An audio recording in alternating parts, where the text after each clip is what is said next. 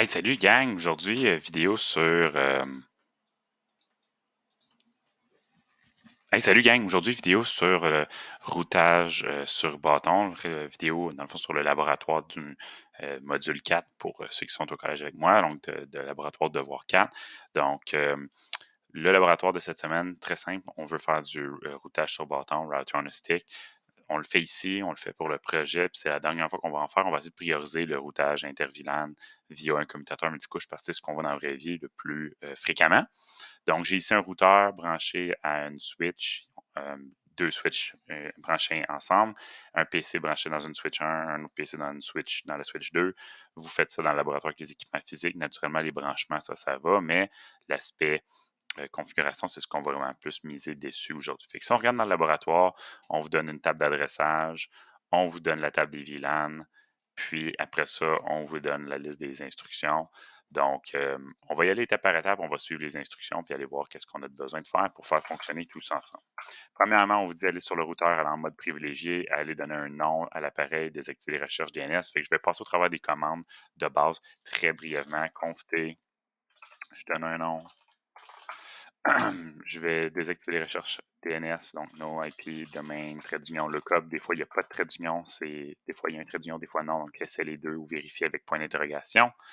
Attribuer classe comme mot de passe. Donc, ça, vous savez comment faire les mots de passe. Si je veux faire un mot de passe, enable secret. Si je veux le mot de passe pour le mode privilégié. Si je veux le mot de passe pour l'accès console, line console 0, password. Et après ça, je fais la commande login. Je fais la même chose pour line VTY. OK.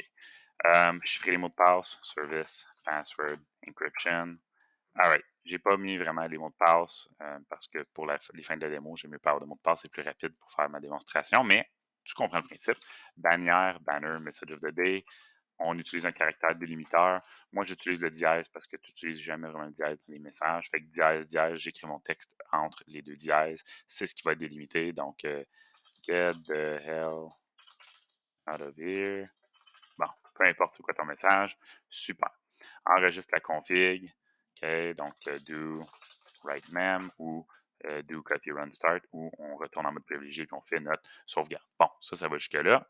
Régler l'horloge, on doit faire ça en mode privilégié. Hein? Clock, set. Et là, on peut mettre l'heure, minute, seconde. Donc, disons maintenant, il est 10h59, 00 secondes, peu importe. Et là, je vais mettre le jour du mois, donc le 31, 1, 31 January 2024. That's it. OK. Fait que ça, c'est pour la configuration de base du routeur. Les paramètres des commutateurs, même principe. On va aller donner un nom, mettre les mots de passe, régler la date et l'heure. C'est exactement la même chose. Je vais juste aller donner un nom commutateur, mais ça, tu devrais faire ça tout le temps. Tu sais comment faire ça. Si tu as de la difficulté avec ça, va voir les vidéos sur les configurations de base qu'on a déjà faites. Comme j'ai déjà dit dans le laboratoire, si jamais tu as à configurer plus d'un équipement, fait que là, en ce moment, dans le laboratoire, tu as 3 équipements, un routeur, 2 switches. Probablement qu'un des étudiants, si tu travailles en équipe qui a un routeur, l'autre qui a les 2 switches, ou un qui a un routeur et une switch, l'autre switch, peu importe comment vous avez subdivisé ça, ou si tu es tout seul, ben, tu peux brancher ton câble réseau, prendre une des 4 prises de couleur, hein, rouge, vert, blanc, puis rouge, blanc, vert et jaune, je pense que vous avez, ou orange, excusez, orange. Fait que tu as 4 couleurs de libre, puis tu as le bleu qui est l'Internet. Branche ton câble réseau dans une des couleurs, puis les 3 autres couleurs que tu as de libre, tu peux brancher un câble console dans le rack à l'arrière pour préparer tes trucs, puis juste sur ton poste de travail, alterner pour pouvoir aller d'un équipement à l'autre. OK? C'est un petit truc, là. J'en ai déjà parlé avec certains étudiants ou je l'ai déjà mentionné. Fait que là, on a fait la configuration de base, on va aller donner les adresses à nos PC. Donc, on va suivre vraiment le tableau d'adressage. Fait que PCA doit avoir l'adresse 192.168.20.3. C'est un /24, donc on met un 255.255.255.0. Ça va être 20.1, la passerelle par défaut. On fait la même chose pour PCB. Donc, ça va être 30.3 et 30.1. 33, le masque, 30.1 pour la passerelle. Les PC sont configurés. Fait que vous, dans Windows, on va dans le panneau de configuration, puis toutes ces étapes-là que tu as déjà faites. Et là, ensuite, on va aller configurer les VLAN. Créer les VLAN, OK, sur les deux commutateurs, les attribuer aux interfaces appropriées. On va aller ensuite créer les interfaces de gestion.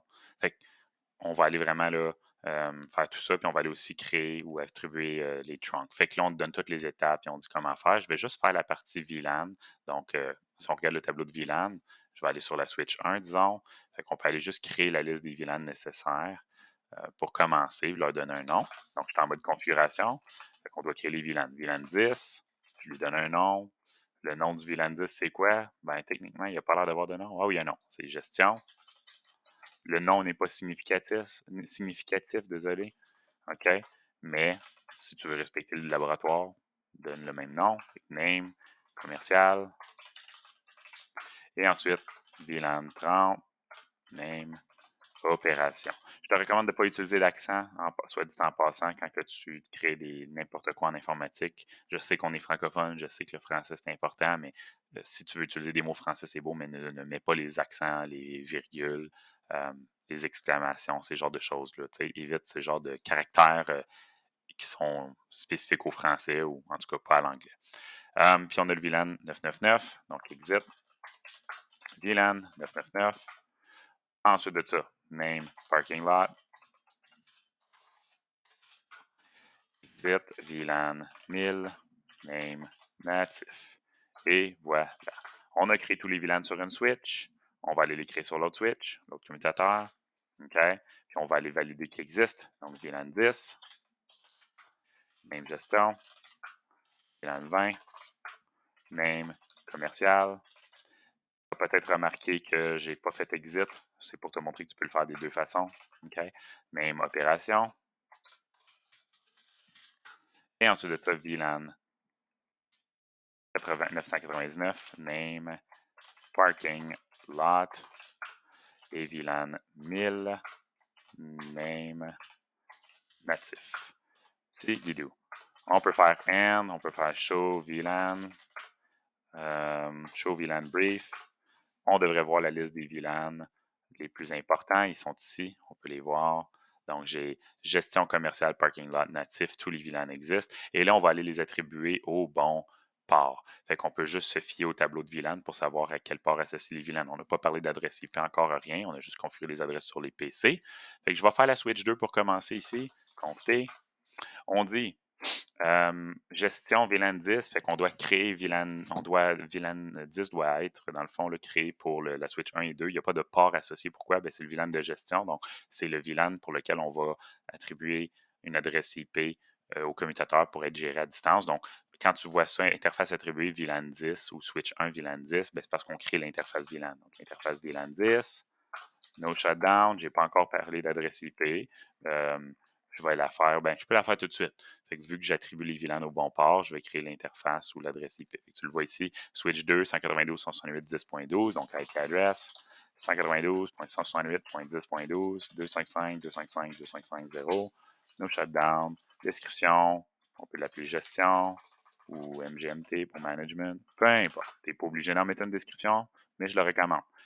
Maintenant, dans le tableau de VLAN, VLAN 20, il est seulement utilisé sur la switch 1. Fait qu'on le voit, il n'y a pas de port pour la switch 2.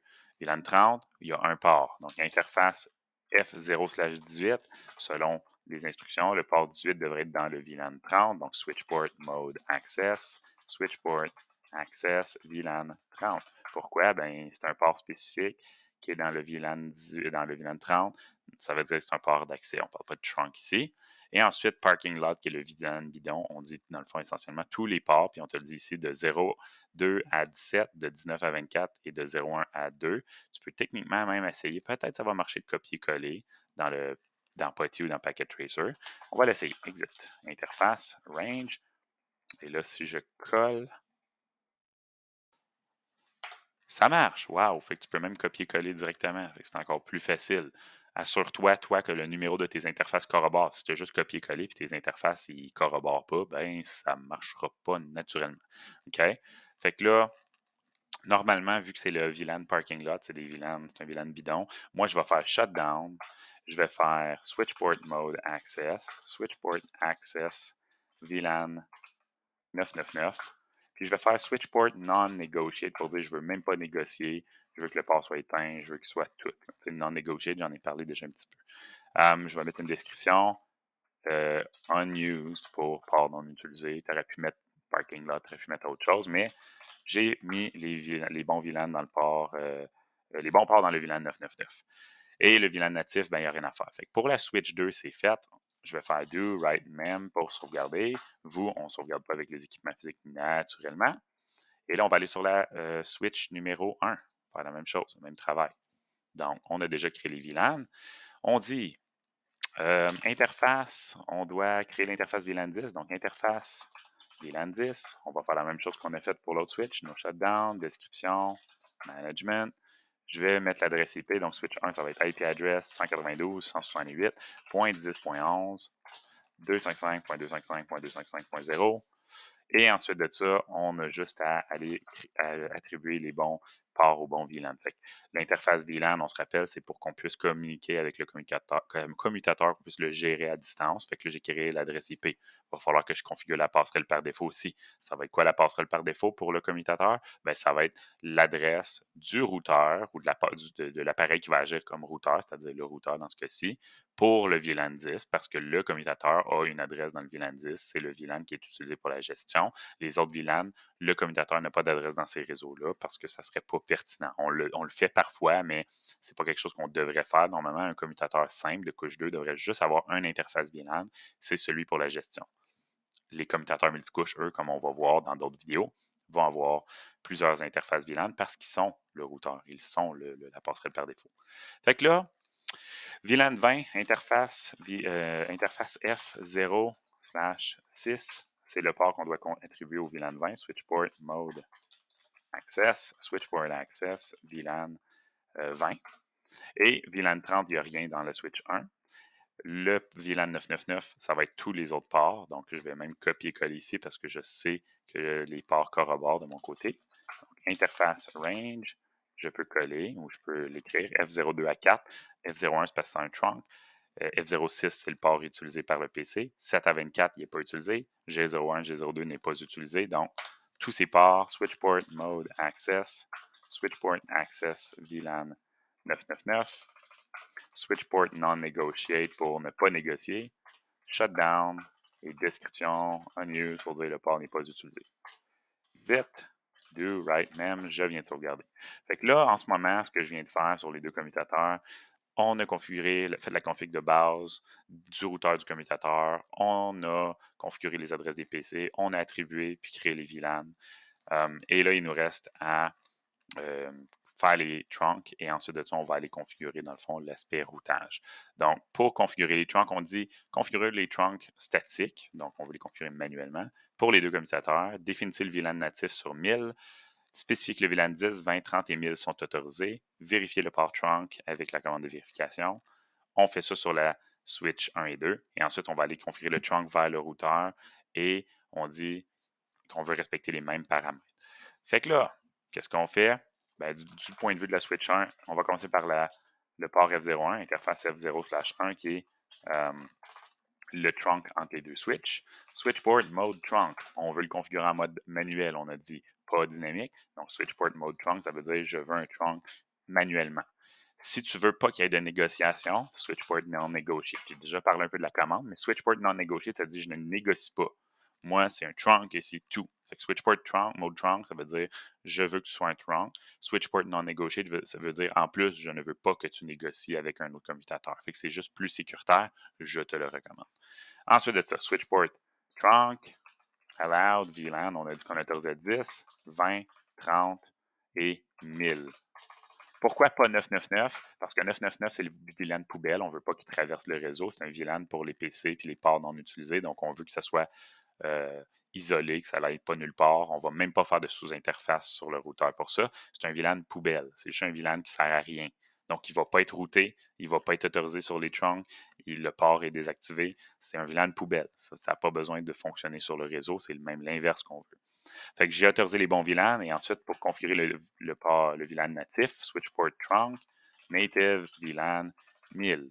Fait que pour le moment, OK, on n'a pas dit exactement qu'est-ce que qu'est-ce que c'était le VLAN natif. On n'en a pas vraiment parlé en détail. C'est très obscur pour le moment. Dis-toi juste, on le configure, on le change, on veut mettre autre chose que le VLAN 1, mais on va y revenir dans des vidéos à venir, dans des vidéos plus tard à venir. Mais c'est important que le VLAN natif, les VLAN autorisés soient les mêmes sur les deux côtés du trunk. Parce que là, en ce moment, tu vois, je reçois des messages d'erreur qui me disent Hey, le trunk, il n'est pas pareil.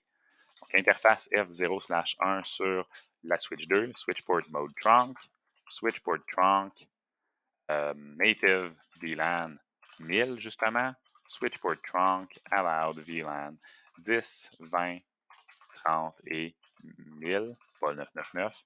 Switch port non-negotiate parce qu'on ne veut pas négocier, on veut que ce soit un trunk manuel. Et on peut aussi mettre une description si on voudrait, une description trunk to S1. Puis de l'autre côté, on ferait trunk to S2. Bon, OK. To S2. On a fait les trunks, on te demande de vérifier que le trunk est bien configuré. Fait qu'on peut faire quoi? And, on peut faire show, interface trunk. Et là, qu'est-ce qu'on voit? On a un seul trunk présentement. Le port F01 est un trunk du point de vue de la switch 1 et même chose du point de vue de la switch 2. Les VLAN 10, 20, 30 et 1000 sont autorisés et c'est en mode trunking présentement. Si je fais show interface F0/1 switchboard, ben là, je verrai le détail sur le mode de trunk. Fait qu'on peut voir que c'est trunk.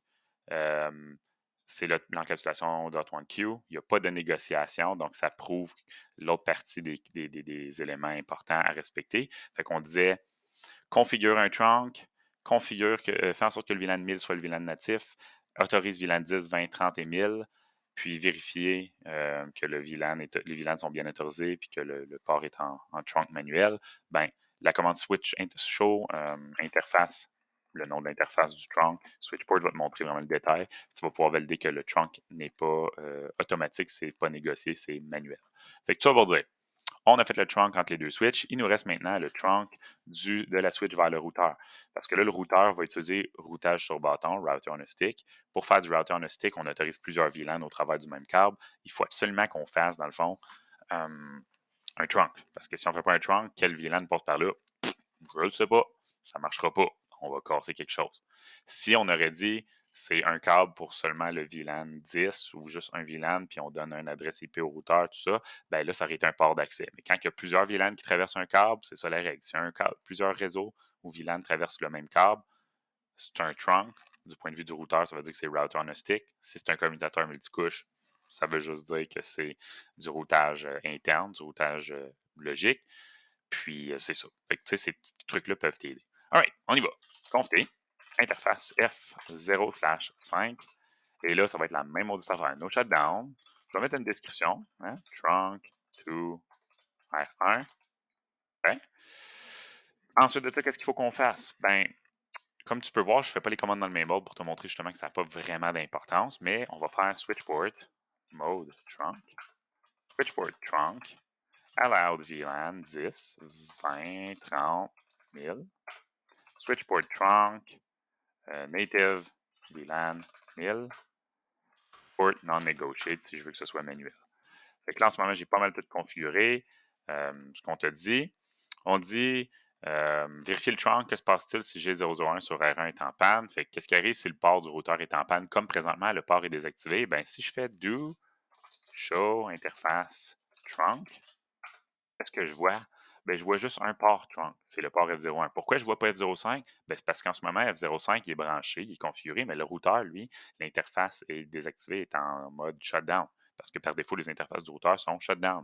Fait que, tant que je n'active pas l'interface du routeur et que je ne la configure pas adéquatement, je ne verrai pas de trunk du point de vue de Switch 1. Fait que Switch 1, j'ai bien fait ça, tout est beau, la vie est belle, mais là, il faut que j'aille faire le travail sur R.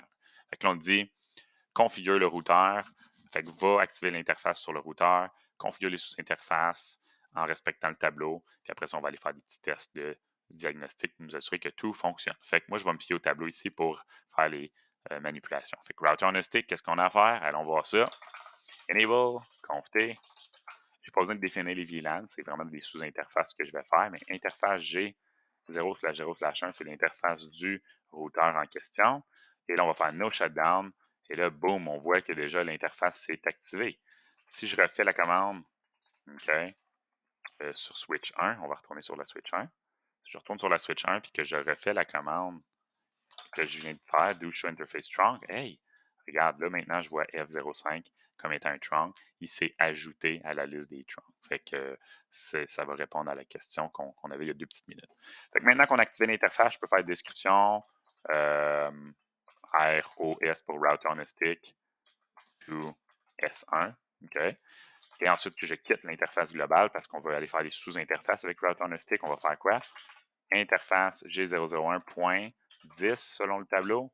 Pas besoin de faire un autre shutdown, on a juste à faire encapsulation .1q 10.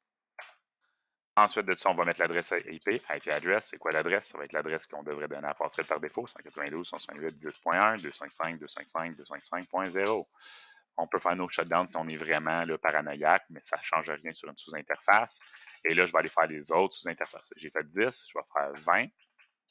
Sur 20, qu'est-ce que je fais?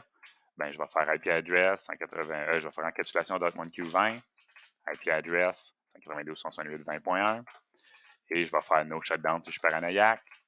Ensuite de ça, je vais faire G001.30. On va faire quoi après? On va faire encapsulation .1q30. On va faire l'IP address 192.168.30.1. On va faire no shutdown si on est parano encore une fois. Et ensuite, on va faire G001.1000 qui est pour le VLAN natif. Puis là, on va juste faire encapsulation .1q 1000 et là, on ajoute native. Et là, on n'a pas dit qu'on mettait d'adresse IP, rien de ça. Pourquoi? On veut juste avoir une sous-interface pour le VLAN natif pour qu'il puisse circuler, pour qu'on puisse recevoir les diffusions, mais on ne mettra pas d'adresse, on ne mettra rien. Le VLAN 1000, le VLAN natif n'est pas utilisé vraiment. Le but de te faire cette sous-interface-là et de mettre c'était vraiment de pouvoir mettre le mot-clé native, que tu puisses voir que ça existe, tout ça. Fait qu'on l'a fait, ça ne sert pas à grand-chose, moi vous avouer, dans notre scénario à nous. OK? Fait que là, du point de vue du routeur, tout est fait. Techniquement, tout devrait marcher. On a fait les trunks, on a fait les interfaces du routeur. Le routeur devrait pouvoir faire le routage. OK? Si je fais AND ici, show IP route, allons voir ce qu'on voit. Ben là, je vais voir 3 routes. Une pour le réseau 10, une pour le réseau 20 et une pour le réseau 30. Les 3 sous-interfaces que j'ai qui ont une adresse IP, le routeur dit, hey, c'est des réseaux directement connectés. Fait que maintenant, le routage devrait marcher. OK. On dit effectue les tests à partir de PCA, puis ça devrait tout marcher. Fais un ping de PCA vers la passerelle, PCA vers PCB et PCA vers la switch 2. OK, on va aller faire des pings. Allons-y. Fait que tu peux faire tes tests-là. Fait que PCA, est-ce qu'il peut pigner, premièrement, le PCB? OK? Puis là, avant de faire ces tests-là, là, j'en ai parlé en théorie, OK, avec certains étudiants, j'ai dit, si tu fais du diagnostic, là, puis là, tu as tout configuré, là, puis tu n'as rien testé en cours de route, tu n'es pas sûr si ça marche, tu ne sais pas si tu as bien fait ça. On devrait y aller étape par étape. Moi, ce que je ferais pour vérifier que tout fonctionne, là, on ne le sait pas si ça marche. J'ai-tu oublié quelque chose? J'étais-tu dans l'une en faisant la vidéo? Je ne le sais pas. Moi, je vais faire un ping le ping suivant, 127.0.0.1. Pourquoi je ferais ce ping-là? Si tu le sais, écris-moi-le en commentaire dans la vidéo YouTube. La raison, OK, c'est que en faisant ping 127.0.0.1, avant même de pigner mon adresse à moi, je ping 127.0.0.1. 127.0.0.1, c'est loopback, c'est l'adresse de bouclage. Ça me permet juste de vérifier si la carte réseau fonctionne. Fait que même si je n'ai pas mis une bonne adresse IP, même si je n'ai pas configuré la carte réseau, si la carte réseau est allumée, OK, puis elle est en bon état, là, les pilotes sont bons, fait que tu es dans le PC Windows, toi, au laboratoire, là, mettons qu'il y a un problème de driver ou la carte réseau est brisée ou il y a un bris là, physique ou logique, ben, si tu fais ping 127.0.0.1, ça ne marchera pas. Si ping 127.0.0.1 ne marche pas, il y a un problème avec ta carte réseau, il y a quelque chose de défectueux. Fait que déjà là, il y a un problème. Si ça fonctionne, ça te dit que la carte réseau est en fonction, il n'y a pas de problème, il n'y a pas de problème matériel ou logique, c'est autre chose. Après, moi, je ferais quoi? Je ping moi-même le PC, je ping mon adresse à moi. Pourquoi? Pour savoir est-ce que j'ai bien configuré mon adresse. Si j'ai bien configuré mon adresse IP, je devrais pouvoir pigner cette adresse-là. Si ça ne marche pas, j'ai pas la bonne adresse ou j'ai pas bien configuré mon IP, j'ai oublié de faire OK 2 fois, j'ai oublié un petit quelque chose. Fait que 192.168.20.3. Et comme par surprise, ça fonctionne, il n'y a pas de surprise ici. On s'en doutait. Après, moi, qu'est-ce que je ferais? Ben, au lieu de pigner le PCB ou la switch, moi, je pignerais la passerelle par défaut, ma passerelle à moi du PC. Fait que je vais pigner 20.1. Si je peux rejoindre ma passerelle par défaut comme ici, ça veut dire le PC se ping, sa carte fonctionne, il se ping lui-même. je ping le prochain appareil dans le chemin, c'est le routeur, la passerelle par défaut. Là, tu vas me dire, ouais, mais la switch est directement branchée dedans. Pourquoi tu ne ping pas la switch en premier? La switch n'est pas dans le même réseau, de un.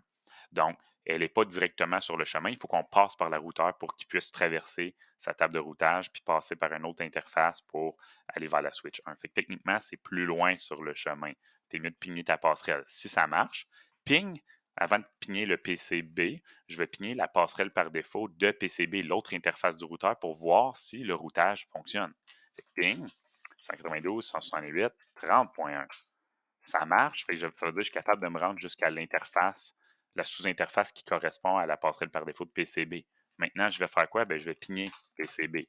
Fait que ça devrait fonctionner normalement. Ça peut prendre un peu de temps. Fait que tu vois, le premier, il a échoué, mais là, si je refais mon ping, il fonctionne. Fait que je me rends, PCA fonctionne, la passerelle de route de PCA fonctionne, la passerelle de PCB fonctionne. Je peux rejoindre PCB. Maintenant, je vais rejoindre la switch 1 et 2, disons. Donc, switch 1, son adresse, c'est 10.11. Ça devrait fonctionner après quelques temps. Ah, ça ne marche pas. Regarde, ça ne marche pas. C'est quoi le problème?